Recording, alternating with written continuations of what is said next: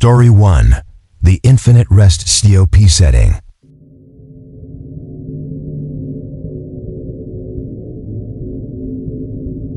A desolate rest stop on U.S. Route 50, Nevada, often called the loneliest road in America. Character: Mara King, 30, a writer seeking inspiration. Solitary and imaginative, 1 a.m. U.S. Route 50, officially. Dubbed the loneliest road in America, truly lived up to its name. It cut across the Nevada desert, an endless strip of asphalt under a cold night sky where the stars seemed closer and brighter, yet also colder. Mara King, a horror novelist, had deliberately chosen this route. She was driving from Salt Lake City back to Sacramento after a failed publishing meeting.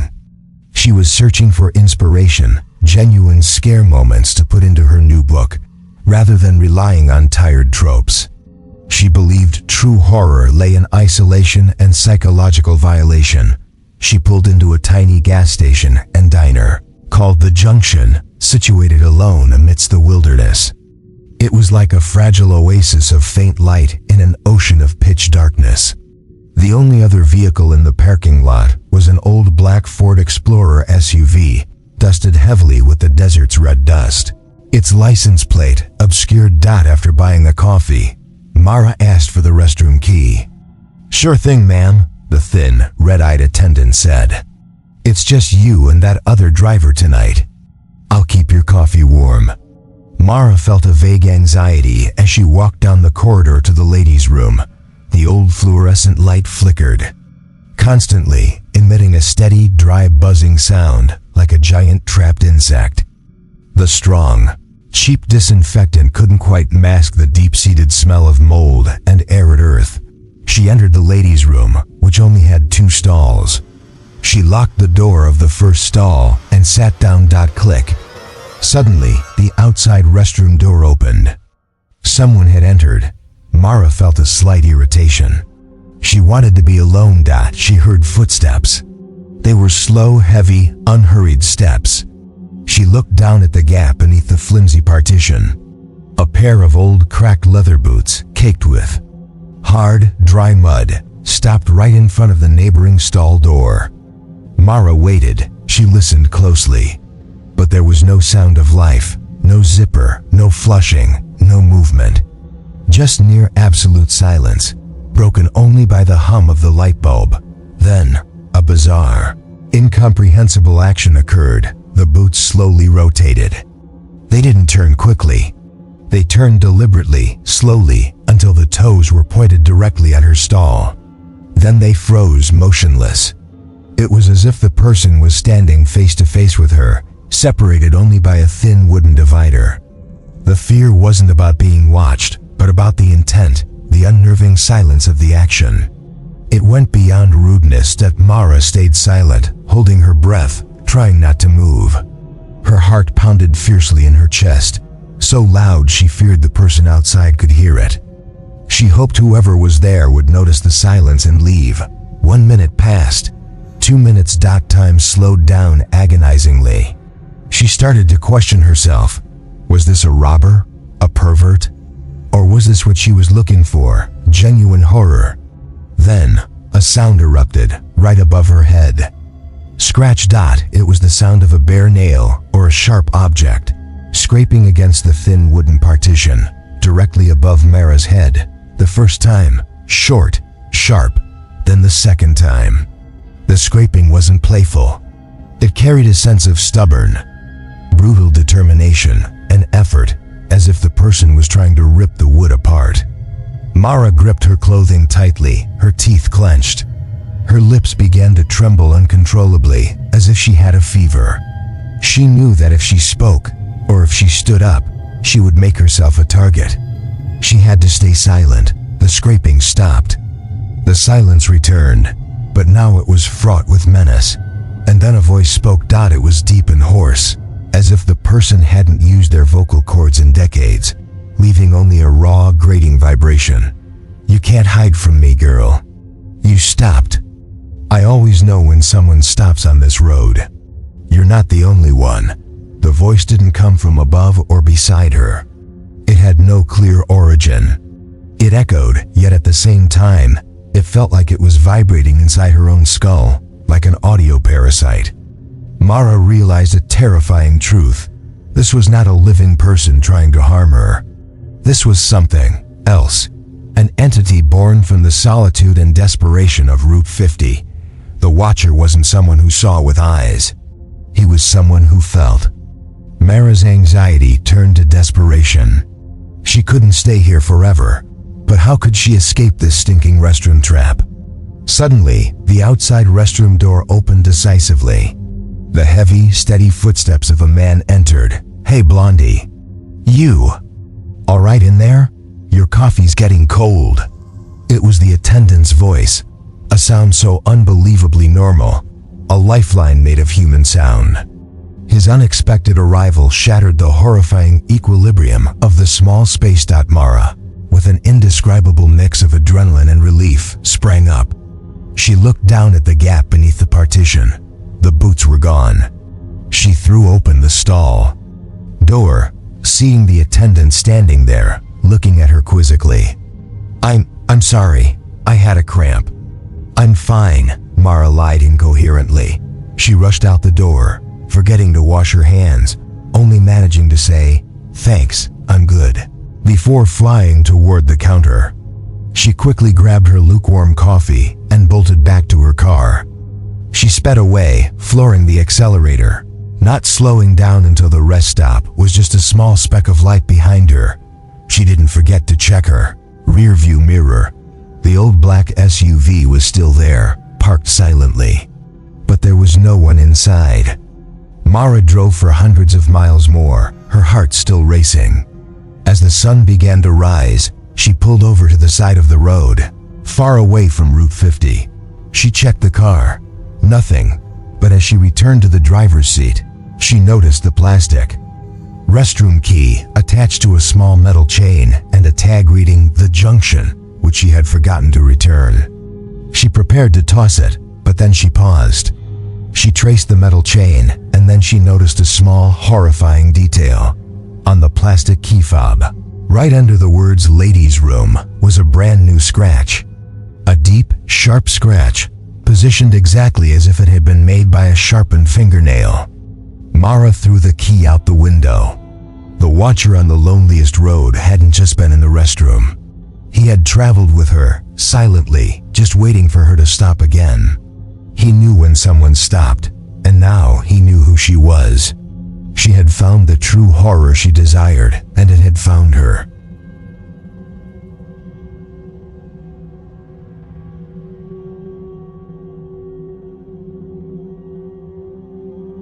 Story 2. Cursed Highway. The clock on the dashboard read 3:17 a.m. Elijah Reed, a man with a weathered, sun-baked face and a thick, salt and pepper beard, took a final strained drag from his cigarette. The familiar Camel was burnt down, and he crushed the butt into the overflowing ashtray. His brand new Freightliner, Cascadia, loaded with sensitive electronic components, was barreling down U.S. Route 491. This was the route locals, especially the Navajo people, stubbornly referred to by its old name, the Devil's Highway. It had once been Route 666, the number of the beast, and even though the name had been changed to dispel the dark legends, the road's heavy atmosphere remained, a layer of grit that could never be wiped clean, for over 3 hours. Elijah hadn't seen a single pair of headlights, either oncoming or going his way. There was only the desolate blackness of the New Mexico desert, a black that wasn't just ordinary darkness, it was an infinite black, devouring every source of light except the beam of his headlights. This feeling of isolation always unsettled him, not out of fear, but a primal instinct telling him that out here, the rules of the road no longer applied. Elijah was a practical man, a man who believed in gravity, diesel engines, and the price of gas. He always scoffed at the stories other drivers shared at rest stops, the whispers of skinwalkers lurking by the roadside, or the phantom trucks that burst into flames without cause. He was convinced they were the product of too much coffee and too little sleep. But tonight, something felt off. The air in the cabin was unusually cold, as if a blast of icy wind was seeping through the tightly sealed windows. Despite the residual heat the day's scorching desert sun had left behind, around 3:45 a.m., just after passing the sign marking the border of the Navajo Nation, Elijah felt a faint electric jolt run down his spine. Crash! A sharp, dry sound echoed from ahead. His headlights abruptly illuminated something blocking the middle of the lane. He slammed the brakes, his foot pressing hard to the floor. A chilling jolt of fear running up his back, overriding all his skepticism. It was a large, dark object, at first glance resembling a roadkill animal. But as his huge freightliner skidded to a stop a few feet away, he realized it was a truck tire, a massive, shredded Goodyear. It wasn't just flat, it was savagely torn apart, the rubber ripped into ragged strips, as if clawed by some immense, monstrous beast rather than punctured by metal.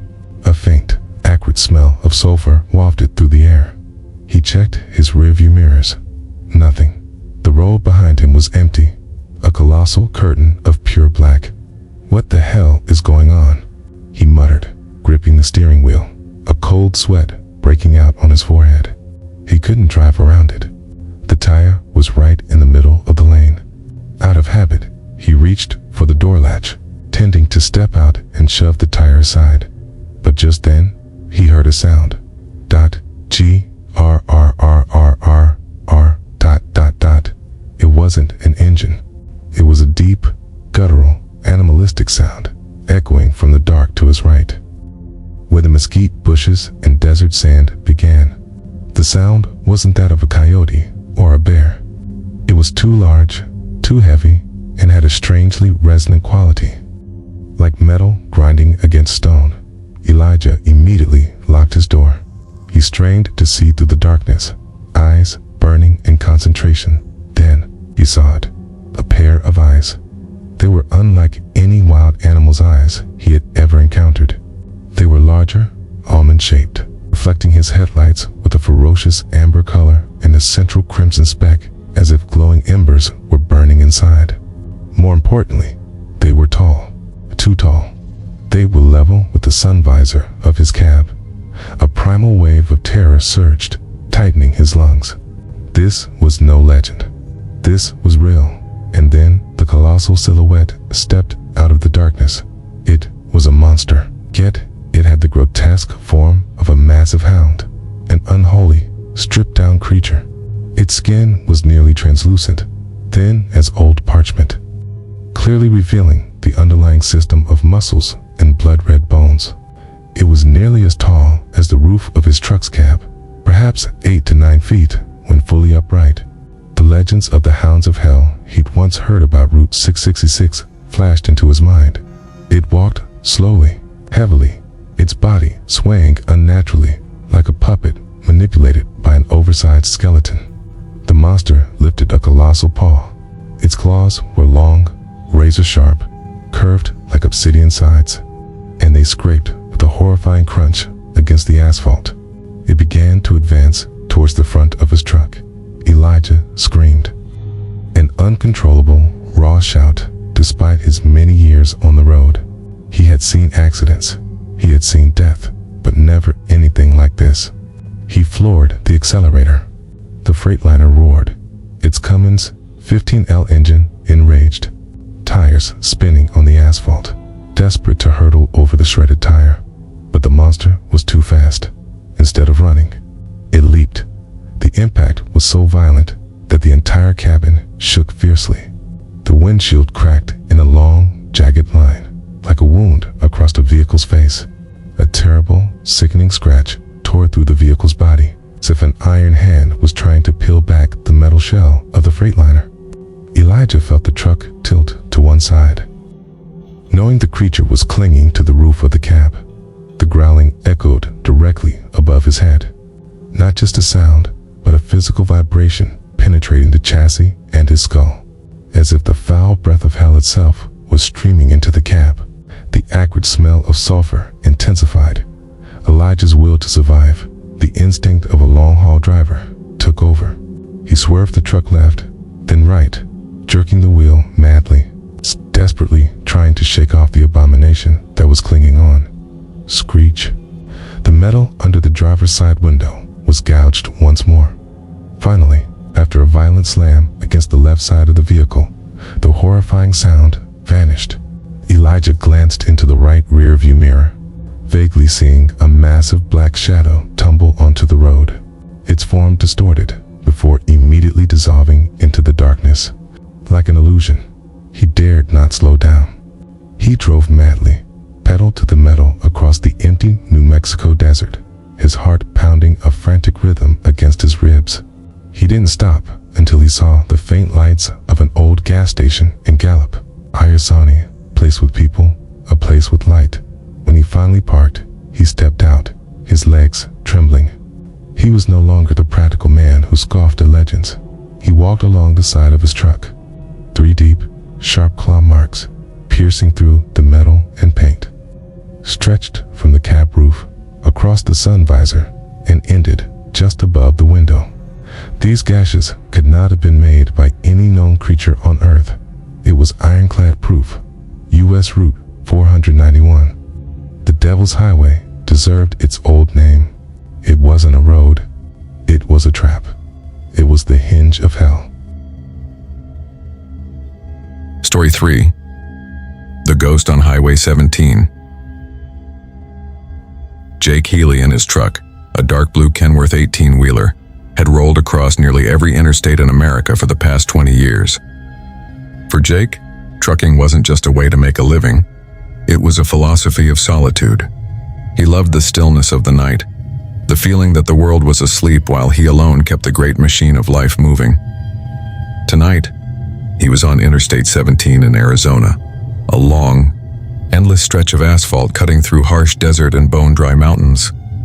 North of Phoenix, there were no lights, no rest stops, just a velvet black sky filled with billions of cold, distant stars. The dashboard clock read 3:05 a.m. The coffee had long stopped working, and Jake was relying on a small stimulant pill, one he'd promised himself would be his last one ever, to fight off the fog of exhaustion.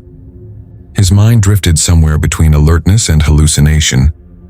He couldn't tell if the dark shapes whipping past his headlights were cactus shadows, or something else. Then the static crackle of his CB radio sliced through the silence like ice breaking underfoot. "Anybody out there? This is Desert Fox, mile marker 215. I need confirmation. Anyone else see that weird crap? A bicycle? Red racing bike moving on its own in the emergency lane heading north. Someone screwing with me?" Jake frowned. "A bicycle out here? Hundreds of miles from the nearest gas station?" He grabbed the mic, his voice roughened by years of caffeine and highway dust. "This is Wanderer, mile 218. Nothing on my end, buddy. Maybe pour another cup of joe, or catch a nap." "A self-riding bike? Sounds like a joke from the 70s. The voice came back, trembling, stripped of any humor. "I'm not kidding. It's an old Schwinn, curved handlebars. I swear to God, it's pedaling itself. No wires, no rider. It's coming your way, Wanderer, and there's something next to it. Something white. I'm stepping on it. Good luck, brother." Then static. Just static. Jake lowered the mic slowly. Joke or not, the fear in that man's voice was real. His knuckles whitened on the steering wheel. He knew that in these dead hours, when fatigue blurred the edges of reality, the mind could play tricks. But if it wasn't just his mind, what then? Jake eased down his speed, muttering to himself, "Mile 216. Zweifender. No bike. Nothing." But at mile marker 217, he instinctively tapped the brakes. The high beams of his Kenworth lit up a figure standing on the shoulder. A girl, alone under a thin crescent moon. She couldn't have been more than 17 or 18.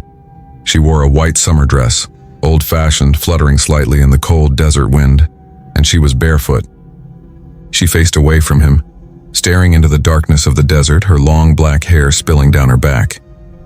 Every instinct told Jake to keep driving, but the fatherly ache in his chest wouldn't let him. "Solitude's one thing," he muttered. "Being abandoned's another." He pulled the air brake. The hiss of compressed air filled the night, and the 18-wheeler rumbled to a halt. Rolling down his window but keeping the engine running, he called out, "Hey, you lost, kid?" "Where's your car? It's not safe out here. Hop in, I'll get you to the next stop.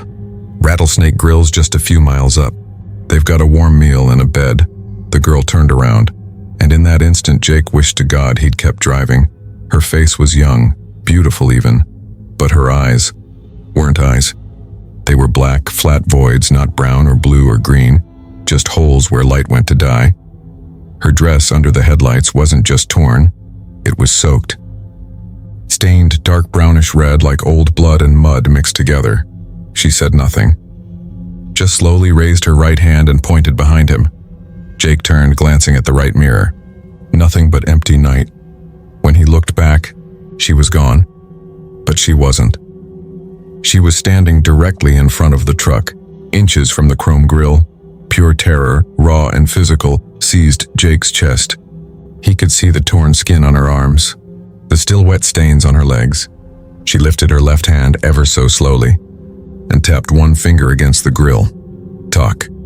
The sound was cold and hollow, like bone against metal. Jake didn't think. He slammed the gas pedal to the floor. The Kenworth roared, tires spinning before gripping the asphalt and launching forward into the night. He didn't look in the mirrors. He didn't blink. He drove like a man possessed. 10 miles later, his panic ebbed just enough for him to glance in the mirror. The road was empty. He exhaled shakily, wiped the sweat from his face, but his hand kept trembling. He flicked the wipers. Nothing. Then he saw it. Right there, dead center on the windshield. A small reddish-brown handprint, child-sized, smudged but unmistakable.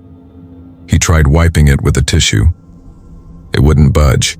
Not dirt, it had seeped into the glass, and beside it, a hairline crack embedded in that crack, was a severed pinky finger, still with a chipped pale pink nail. Jake screamed, a raw broken sound anchor, and stomped the brakes. The rig skidded, but there was no crash. He didn't need to look. He knew. Whatever that talk had been, it wasn't a greeting. It was her marking her spot. Jake didn't linger. He couldn't. He gunned the engine, tearing south down I-17. He tried to throw the severed finger out the window, but each time he touched it, a freezing pain shot up his arm, so he dropped it. It stayed there on the cab floor by the gear shift. A tiny horrifying reminder that what happened was real. He checked his mirrors. Nothing but black highway. Yet he couldn't shake the feeling that something was with him. At mile 240, he spotted lights, a roadside diner called the Rattlesnake Grill. Civilization. He stumbled inside, pale and trembling. The waitress, a woman in her 60s named Martha, gave him a kind but knowing look. "You look like hell, Jake. Coffee?" He nodded.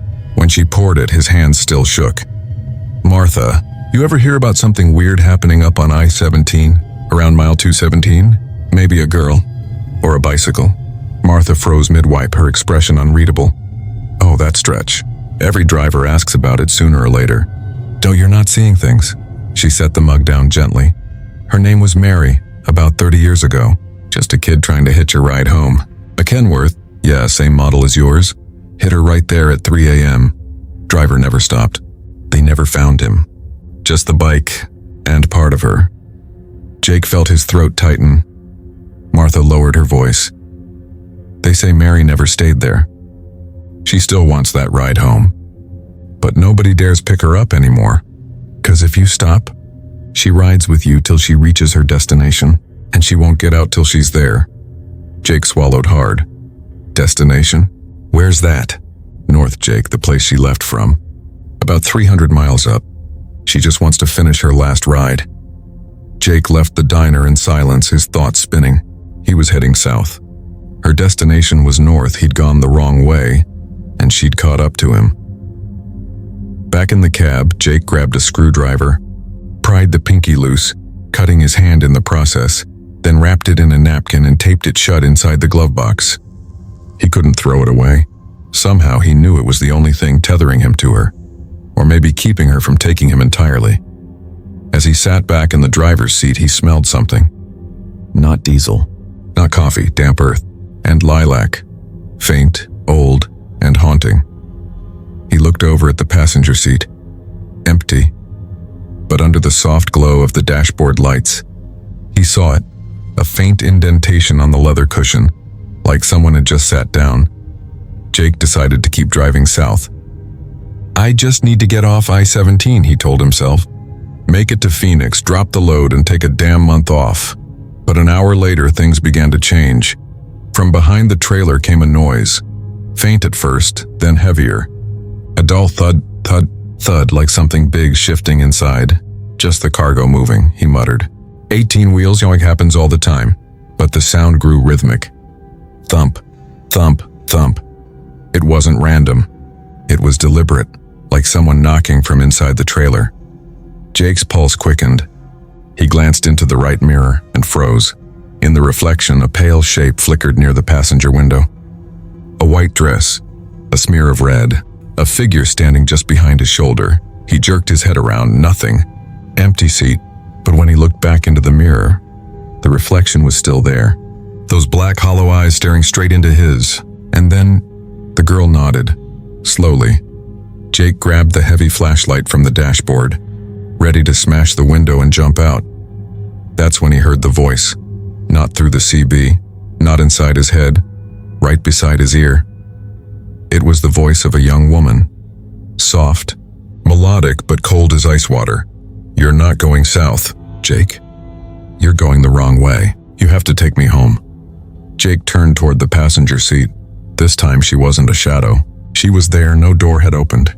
No sound had announced her. She was just sitting upright, hands folded neatly on her lap. In her left hand she held something small, pale and horribly familiar, her own severed pinky finger. The one Jake had pried from his windshield. Her black eyes fixed on him, and for the first time her lips curled into a smile. Delicate and utterly wrong. You stopped for me, Jake. You said yes. You have to finish the ride. Her breath was visible in the cab, a faint mist curling in the air. The scent of damp earth and lilacs thickened until it choked him. Jake tried to scream, but his throat was dry. His foot slammed the brake. The Kenworth shrieked to a halt. Mary, the ghost, didn't move. She just stared, with a calmness that was somehow worse than rage.